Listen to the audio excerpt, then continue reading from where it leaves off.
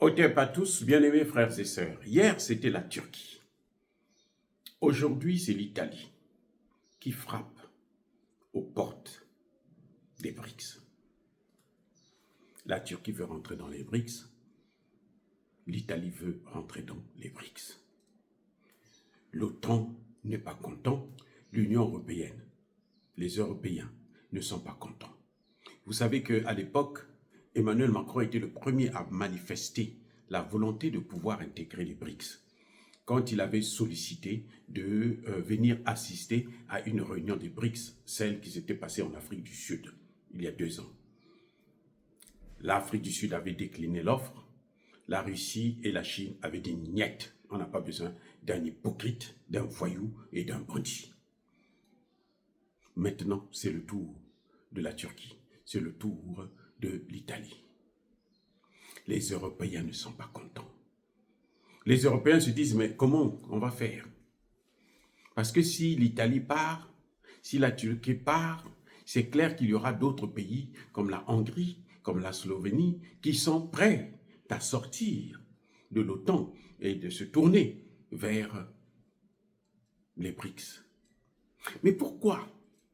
Pourquoi les pays européens, qui sont censés être les plus grandes puissances de ce monde, les maîtres du monde, ceux qui gouvernent le monde, pourquoi ils veulent se tourner vers les BRICS? Ceux-là qui sont en train de mener la guerre contre la Russie et la Chine. Parce qu'il y a 2 guerres actuellement qui sont en cours. Il y a la guerre en Ukraine, de l'OTAN contre la Russie, et il y a la guerre économique de l'OTAN et du G7 contre la Chine. Il y a 2 guerres. Et les 2 adversaires principaux de l'OTAN et du G7, c'est-à-dire la Russie et la Chine, ont compris le jeu et ils sont ensemble. Et ils sont en train de donner des coups et ils sont en avance. Si le dollar tombe, l'euro va tomber. C'est ça. L'Italie a compris, la Turquie a compris qu'il vaut mieux déjà changer de fusil d'épaule avant le déluge, avant que le bateau ne puisse complètement s'enfoncer dans l'eau. Et c'est ça qui inquiète le plus.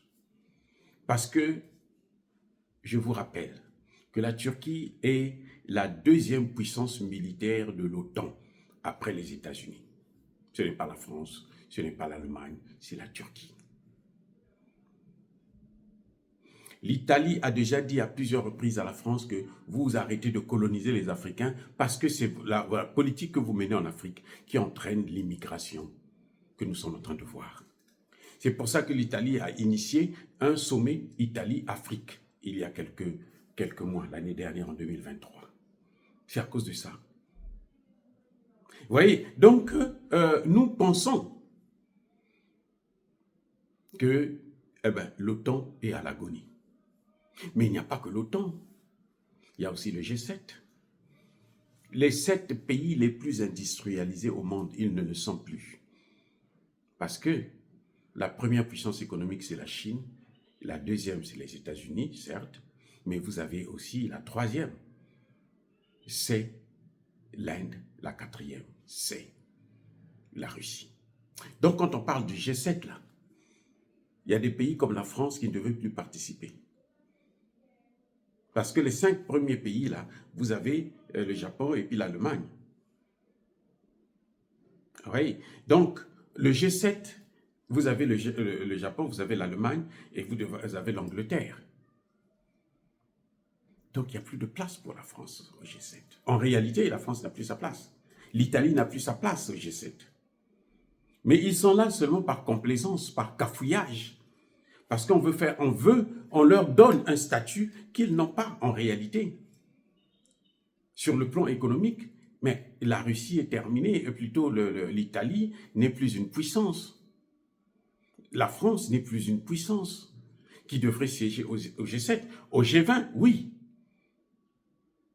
Encore que vous avez des pays comme l'Indonésie, vous avez Taïwan, vous avez le Vietnam qui sont devenus des puissances émergentes. Et l'Afrique, c'est parce qu'on est en train de freiner. Parce que le Nigeria a une dette qui est inférieure à celle de la France, par exemple. Le Nigeria est moins endetté que la France. Donc le Nigeria pouvait siéger à la place de la France. Ce qui revient à dire que ce que vous êtes en train de voir actuellement, il y a près de 97 pays au monde qui sont en train de frapper à la porte des BRICS, qui veulent rentrer, qui veulent intégrer les BRICS. 97, au moment où nous parlons. Ça veut dire que si les 97 sont accueillis, mais c'est une concurrence pour les Nations Unies. Alors quel sera encore le rôle des Nations Unies? Ah ben, les Nations Unies appartiendront seulement aux États-Unis et puis aux Européens. Et là, il y a un problème. Il y a un problème que beaucoup de gens ne sont pas en train de voir en ce moment. C'est la fin de l'organisation des Nations Unies. Nous sommes en train d'aller vers la fin des Nations Unies. Parce que les Nations Unies n'ont pas arrêté, n'ont pas pu stopper les guerres. Même en Afrique, au contraire, les Nations Unies deviennent le problème. Les Nations Unies ne veulent pas quitter la RDC parce qu'ils sont en train de travailler pour consolider les positions, pour aider le Rwanda, l'Ouganda et le Kenya, ainsi que l'Angola. Mais ça, c'est un problème. Et ça devrait, il faut que ça change. Et ça va changer.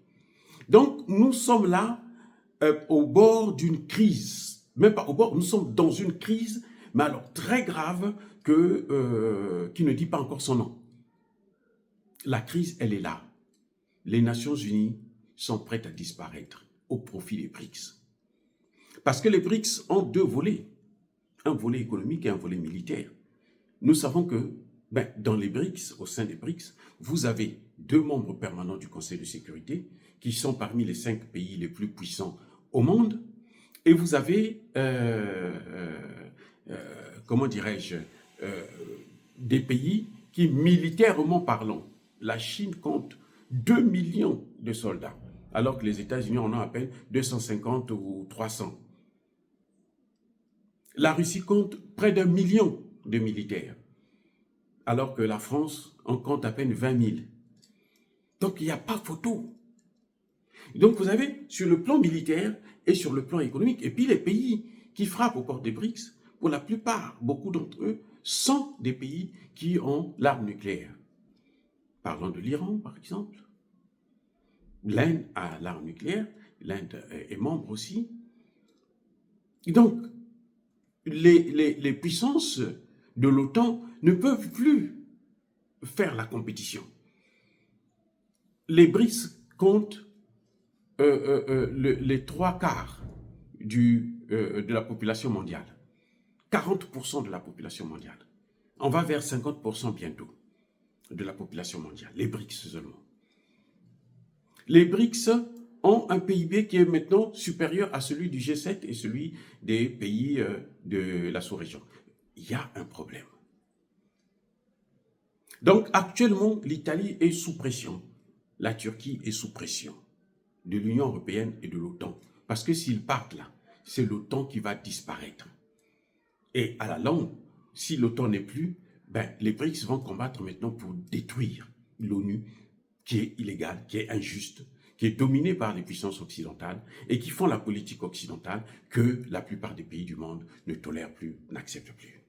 Voilà ce qui est en train de se passer actuellement dans le monde. Oh, bien-aimés frères et sœurs, soyez bénis, soyez abondamment bénis par le Dieu des Kémites et par nos ancêtres angélisés.